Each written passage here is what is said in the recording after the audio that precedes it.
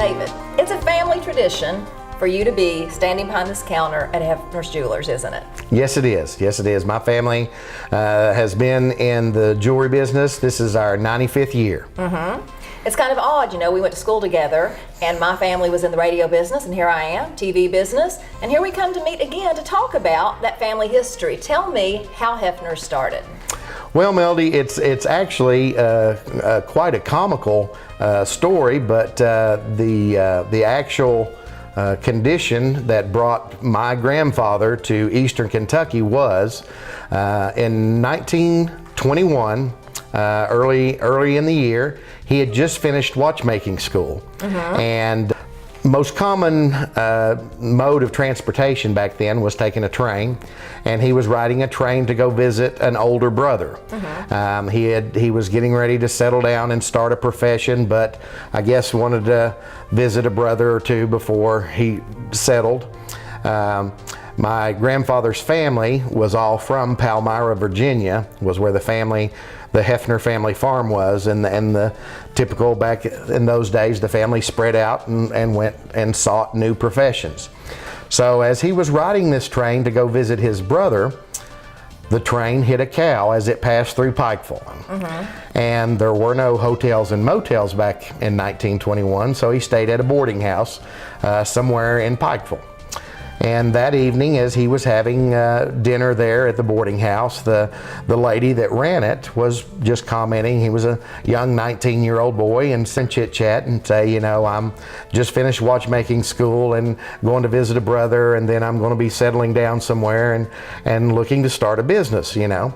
And so she commented to him and said, you know, I think Pikeville would be an excellent place for you to settle because it's a 2-day horse and buggy ride to Huntington at that point in time to get to the nearest watchmaking or jewelry repair or jewelry store back in the early 1920s. October of 1921 was when Hefner's Jewelers first opened in Pikeville. Cow, who would have thunk it?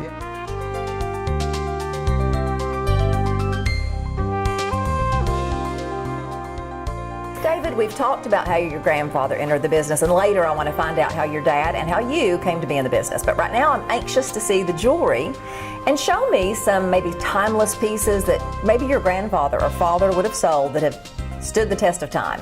Well, yeah, it's kind of amusing in a sense how throughout the ages there are pieces that, as you call them, Melody, are timeless.